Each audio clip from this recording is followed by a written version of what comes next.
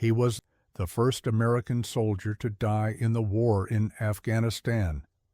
When Nathan Chapman fell, the war was only months old.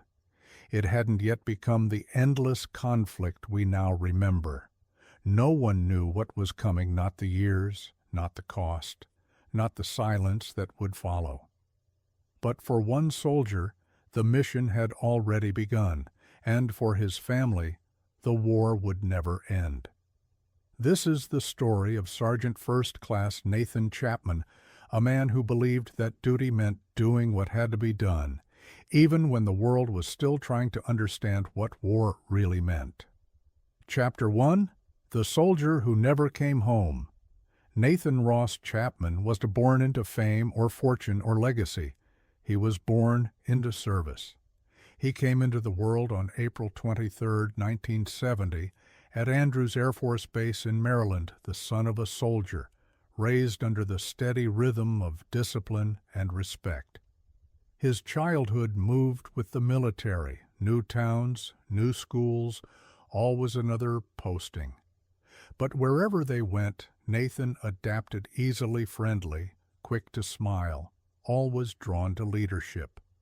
In high school, he ran track, played football, and talked about one day wearing the uniform himself. For Nathan, serving wasn't a question of if, but when. He enlisted in the U.S. Army right after graduation. He was just 18 when he joined the 1st Special Forces Group, Airborne, one of the most demanding units in the military.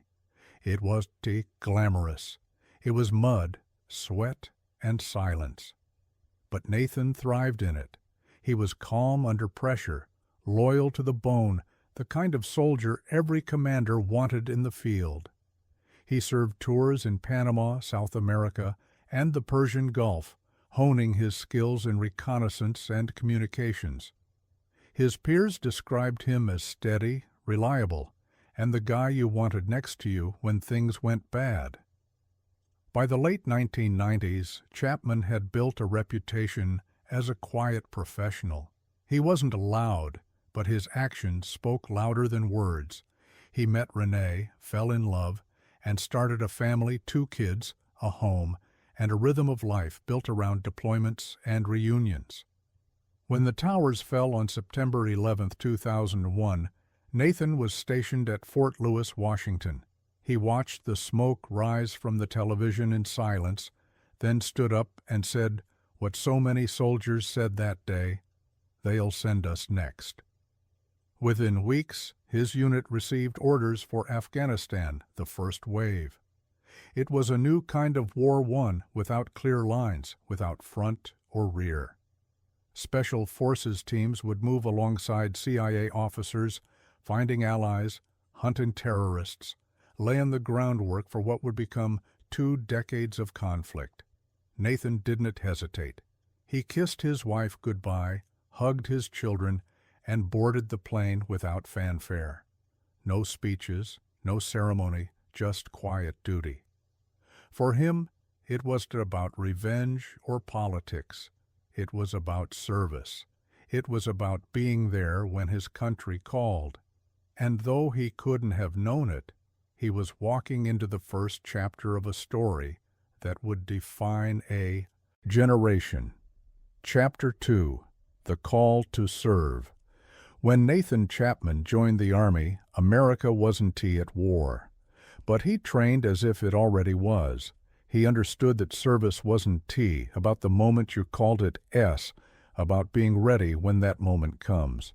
And for Nathan, that moment came sooner than anyone expected. After 9/11, the military mission shifted overnight.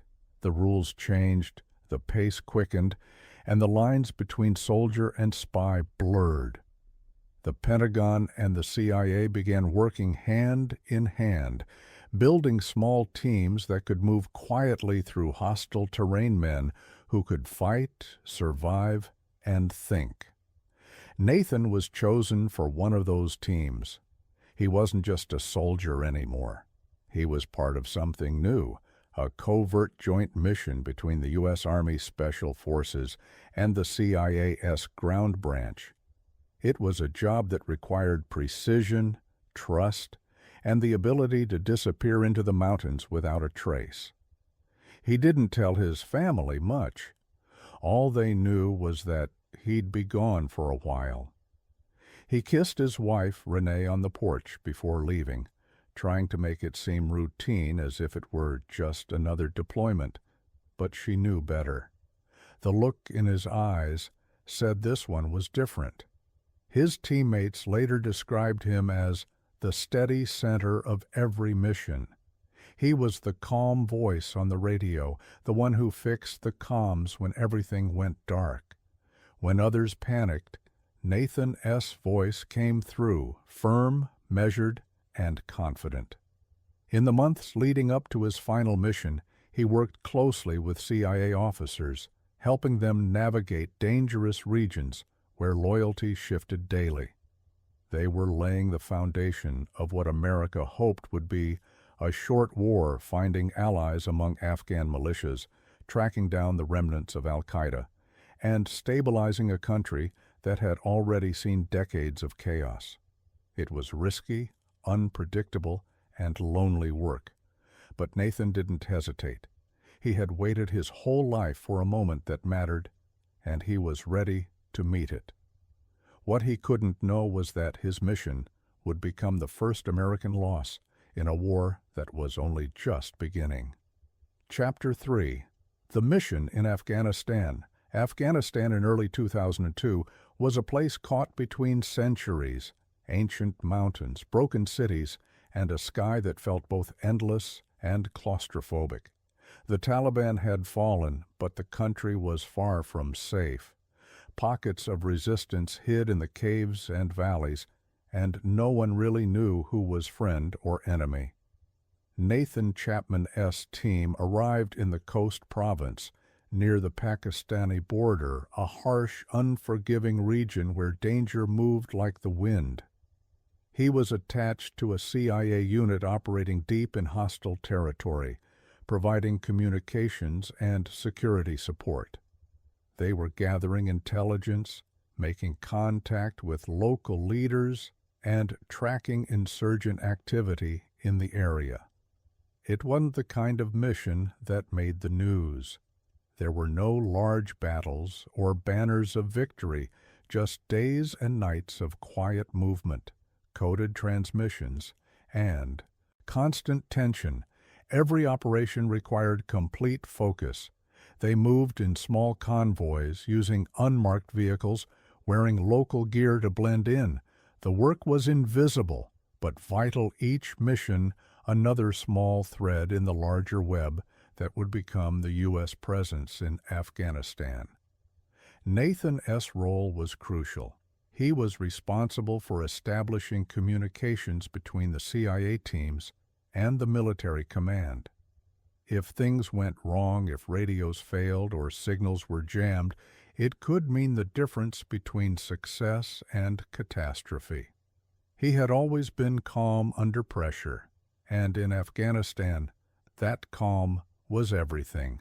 Teammates described him as the kind of guy who'd quietly save your life, then shrug it off like it was nothing. But beneath the professionalism, there was exhaustion. The days were long, the terrain brutal, and the air thin. Sleep came in fragments. Meals were cold, quick, and silent. Every time they left the compound, they knew they might not come back. Still, Nathan stayed focused. He believed that the mission mattered, that the risks meant something. He wrote short emails home when he could, never complaining, never showing fear. Only once did he mention the danger, writing simply, "Things are tense here, but we are doing what we came to do." It would be one of his last messages. Chapter 4. The Ambush at Khost, January 4, 2002. The sun rose pale and cold over the mountains of Khost Province. The air was thin, the roads dusty, and the tension almost invisible, yet everywhere. Sergeant First Class Nathan Chapman's team was traveling with a small group of CIA officers and Afghan allies heading toward a remote outpost near the Pakistani border.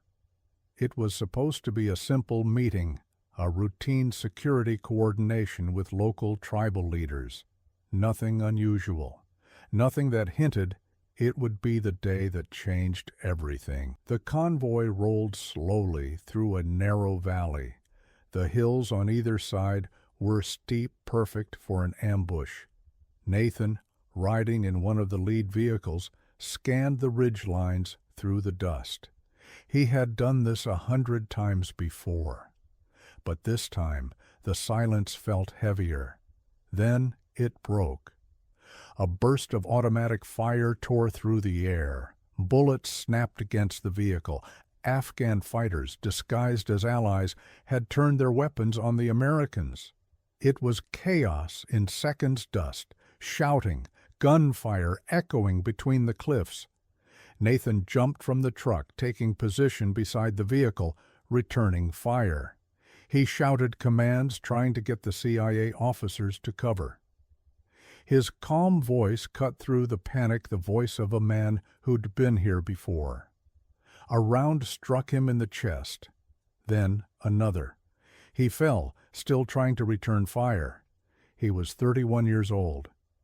The firefight lasted only minutes, but it felt like hours. When it was over, the enemy melted back into the mountains, leaving silence behind. Nathan's teammates rushed to him, but there was nothing they could do. His body was carried back to base under a gray. Afghan Sky, the first American casualty in a war that had barely begun. Back home, his wife Renee received the call no one ever wants to hear. Her husband, the man who had survived Panama, the Gulf, and years of danger, was gone. Nathan Chapman never came home, and with his death, the long war in Afghanistan had truly begun. Chapter 5. The legacy he left behind. News of Nathan Chapman's death reached the United States within hours. Headlines appeared across every major outlet. First American soldier killed in Afghanistan.